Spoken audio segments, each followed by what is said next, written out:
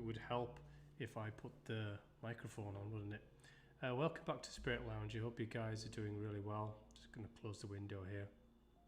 So today, welcome to the next chapter. This is a fairly short one, but it was actually quite an interesting one.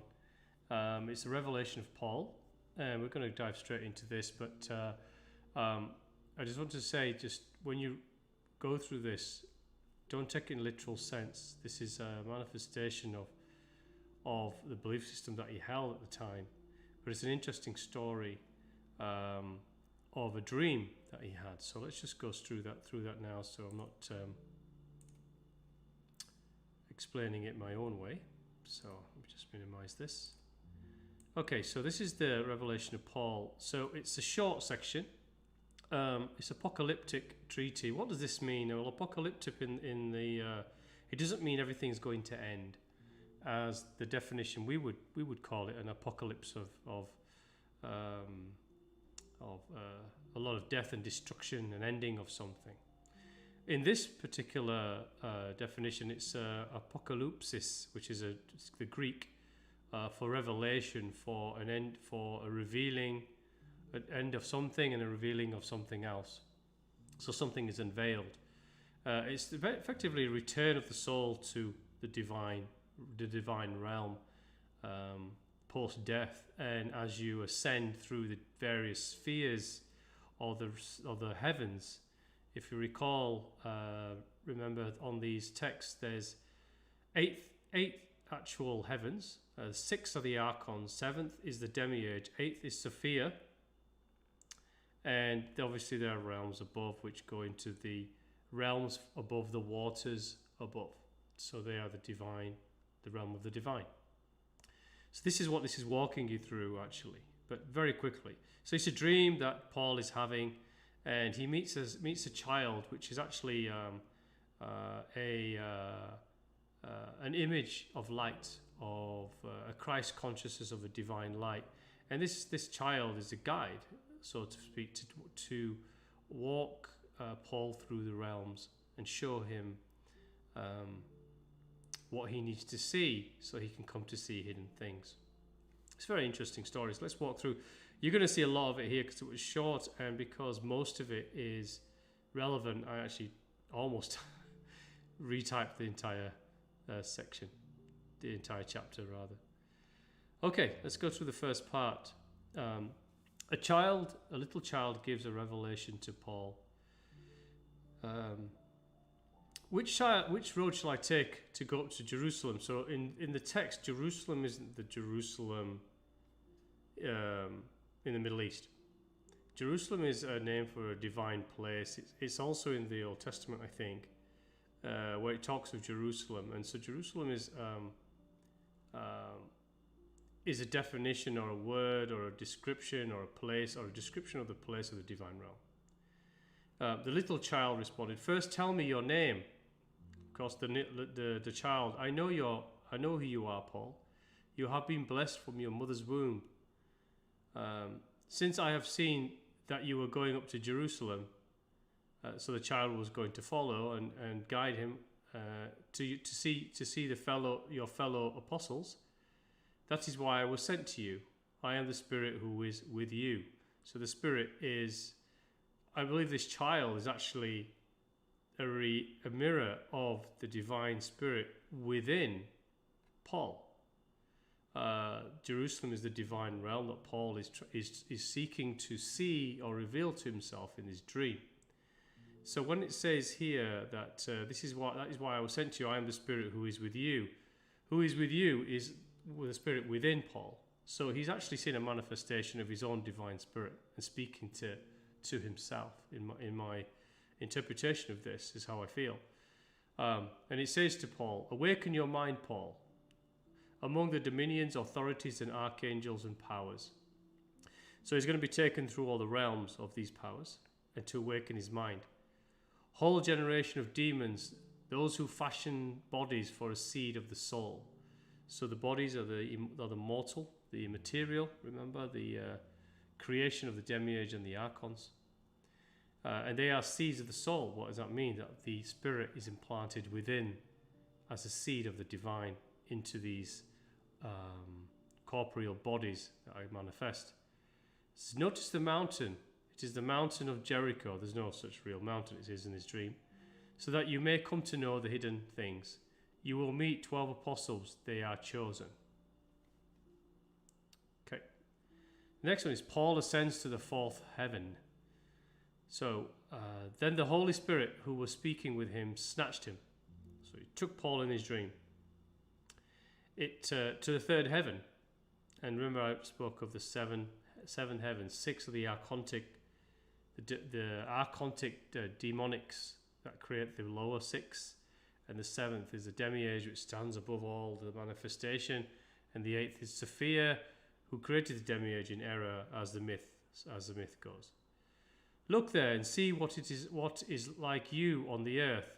So Paul looked down and saw the earth beneath him. And he stared, and he looked down again and saw the 12 apostles on his right. In the fourth heaven, and so they moved on to the fourth heaven, I saw angels resembling gods, bringing a soul from the land of the dead at the gate of the fourth heaven, and they're flogging her. So remember these those lower realms, the lower heavens, were the archontic realms. So there is the abyss. The abyss is where the earthly realm is. You can call this the third realm if you wish, or the second or the first, whichever. But it's the realm of material, of the desire, of what I refer to many humans overwhelmingly existing in today, is in the loins and in the mind. They are driven by the material aspects of that below the sacral chakra, over the sacral chakra of the stomach, the feeling, and the design the leanings of the lower chakra realms, the root chakra and so forth. And then they're obsessed with their mental egos and their intellectual selves. The spirit is found here in the middle. You need to reconnect this space and align all of the chakras together, but this is the dominant area. It's the heart space area where the spirit and the heart live. This is what is regarded as the lower realms, and so the fourth realm here is the archontic realm where they're flogging someone. And the soul asks, "What did I?" So the soul is being flogged. So he says, "The soul asks, what did I commit in the world?" The gatekeeper of the fourth realm, they're flogging her for the wrong. It was wrong for you to commit all those lawless actions. The soul replied, "Bring witnesses to these actions, and let them tell you in what body I committed lawless actions." So the soul wants them to provide evidence of this, or not. In other words, not wanting to see what the soul had committed or the spirit had committed in body. But this is not really how it works. Witnesses came. So these are spirit witnesses of what was manifest within the material realm of this particular being when it was in body. The first said, "Wasn't I in the body? I rose up against you. You fell into anger." The second witness says, I was also in the world. I saw you and desired you. I accuse you of the murders." And the third witness said, "Around the 12th hour I brought you darkness until you completed your sins." And the soul heard these things and looked down in dejection. She looked up again, but was cast down. What does this mean? Well, this means that the soul was in a realm of judgment, it seems, which was in the fourth realm, which is demiurge, which is an archontic realm, where there's judgment and damnation cast upon oneself. And then she was obviously cast down back into the material realm, in other words, reincarnated straight away, in other words, into a body, or cast down into the pit, and where she will be.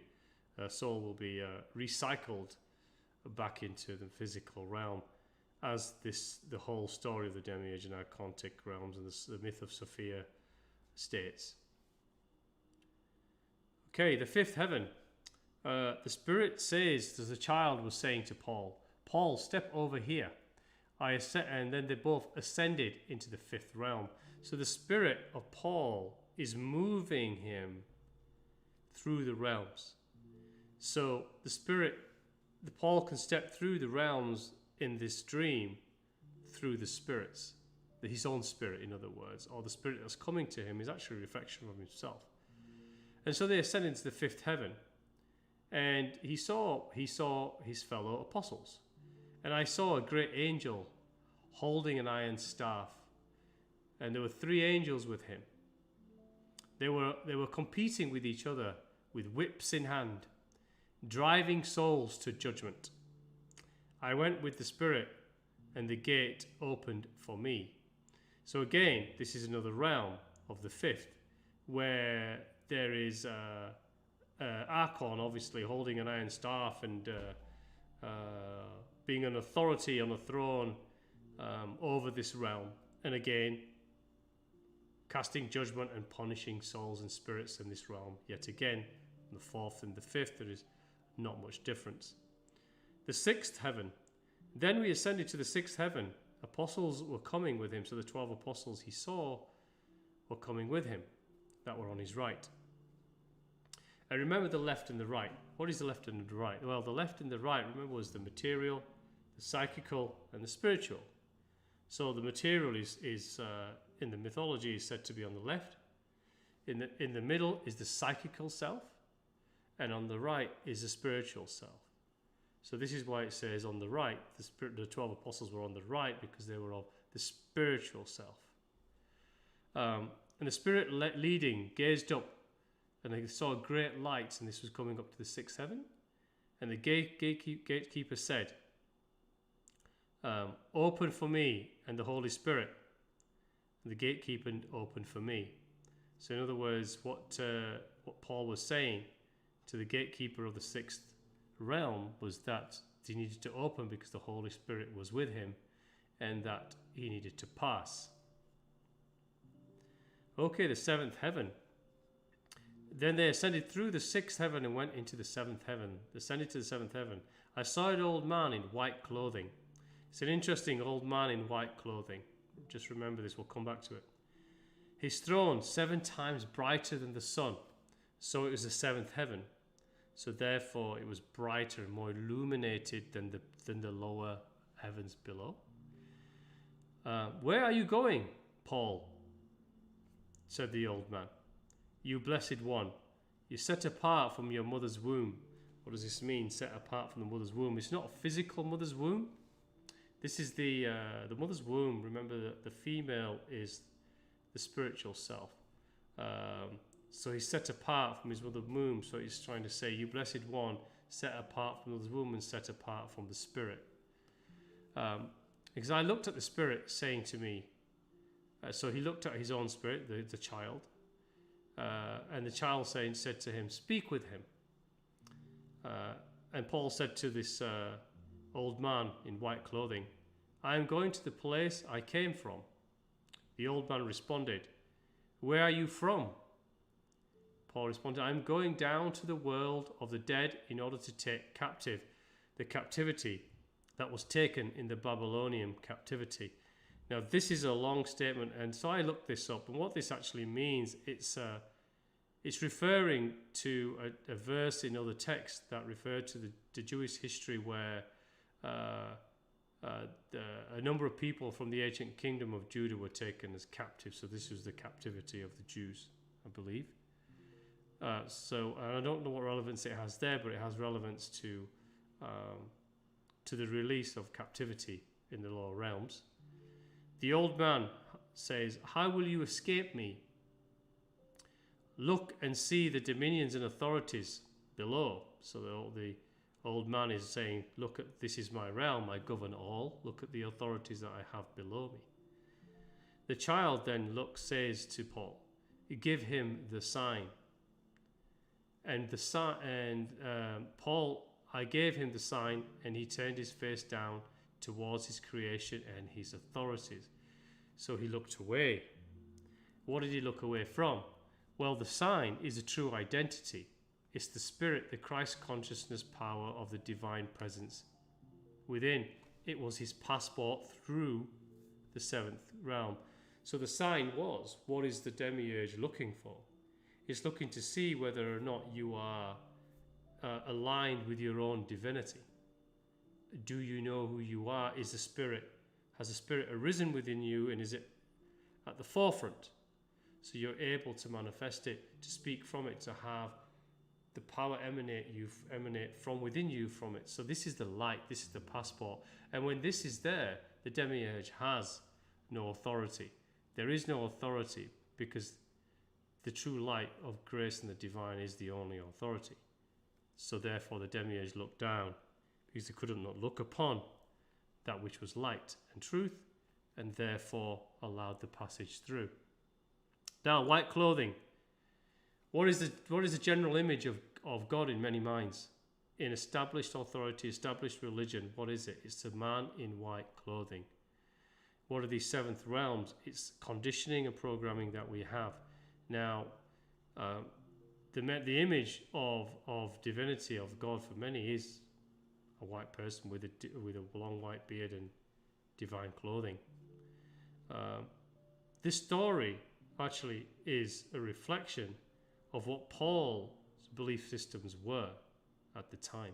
His belief systems were there was multiple heavens of damnation and judgment, and that there was this seventh heaven where an old man was waiting again to see whether he would be able to pass it.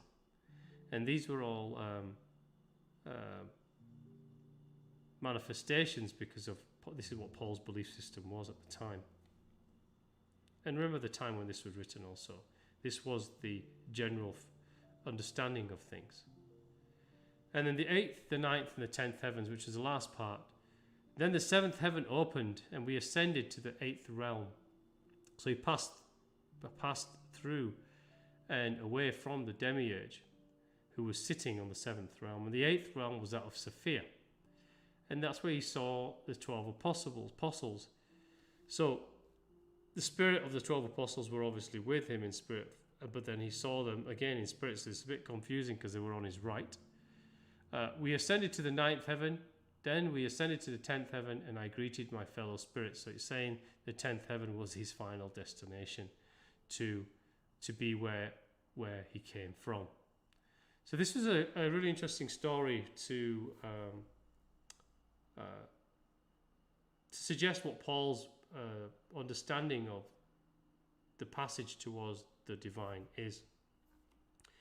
It sort of has truth in it, because whether we want to believe there is a seven realms of the demiurge or not, and we pass through these realms of judgment or not, it really depends on our belief systems, and what we have decided to hold on to is what we will experience the moment we leave this body, this astronaut suit, if you like.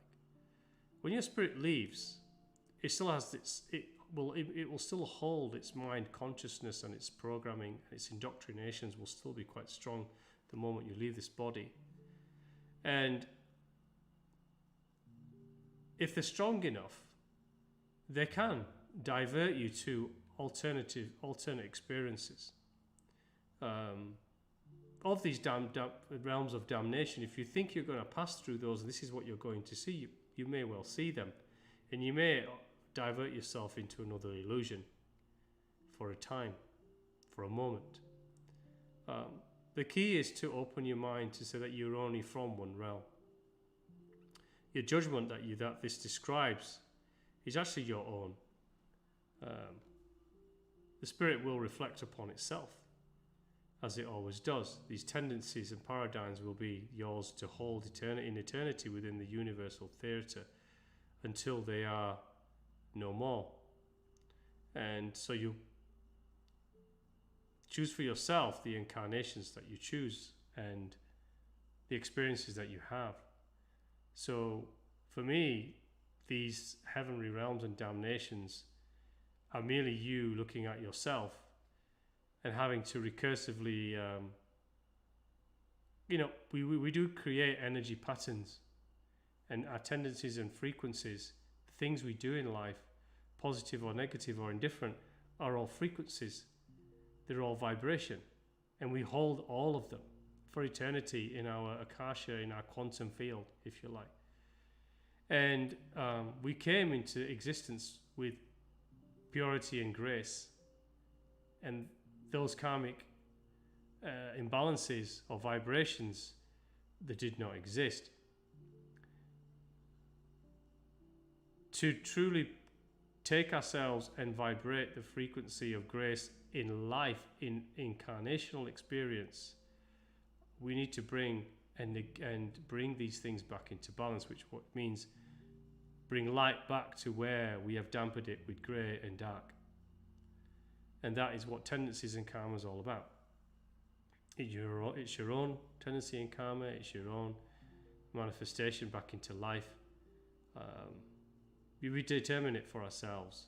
So this is really a story of Paul, almost reflecting what I'm saying, but in his own belief system of many realms, and his belief system, what the seventh realm would be, because his dream is a manifestation of his own dreams, of his own belief system. But it's a great story. I was interested in it, but obviously again it mapped to the archons and the demiurge and Sophia and the very many realms, because it seems at the time these Gnostic and early Christian beliefs were wrapped around and very intermingled together. So thank you for listening. I hope you enjoyed it. And again, the second coming, remember, it is you. The eternal is you. The infinite is you. You are the Godhead from within. And we are collectively here to change this experience for what we want it to be. And we need to stand up and speak our truth and stand up for our liberty and our freedoms, sovereignty and independence and free will. This is salvation that we're seeking on earth and above. The salvation is to bring that grace and light out from within you and stand in your own pure light of truth at all times, which gives you the power from within. You are all that is and all that we are. You need to reveal that for yourself. That is the revelation. And the second coming is for us to create and not wait for someone else to save us, meekly hiding underneath the covers or the sheets of our beds. And remember, make it a practice, as Mahanji says. Otherwise, it's just ritual, virtuous, self-righteous practice. Make it something that you are. Make the journey to the path to the divine something that you are, and you must emanate it in all that you do, and in the paradigms you create and the things that the desire-driven aspects of yourself. This can be multiple lifetimes of change, but we are here to start that process. So if you haven't started already, please do so. And again, if anybody needs any coaching around any spiritual matters at all, I'm open to help anyone. I don't charge for anything. If I have time and you have time, then we can and want to speak on either reach out to me on Gmail or Facebook Messenger if these things are interesting, or spin off anything that you've discovered yourself, or what you think of some of the sections in the Nag Hammadi we've gone through. I am very interested in your comments though, because I'm interested to know what you guys are picking up as a general thread from what we've gone through already from the Nag Hammadi itself. Remember that it's a large book. We're nearly halfway through.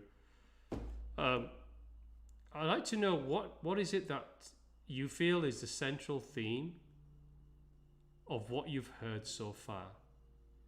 What is every story, every chapter, every section, every paragraph that we've gone through so far? If you could just share with me what it is that you think is the overall message that you're seeing or that you're receiving yourself from what we've gone through so far. I'm interested to know what your different perspectives are on it. I know what I feel the message is throughout, the underlying consistent message is, but I'd like to know what yours is. So please add some comments onto the video and wherever you're watching it, and I'll pick those up. And on the videos in coming days or the next week, we will go through some of those comments if you post them.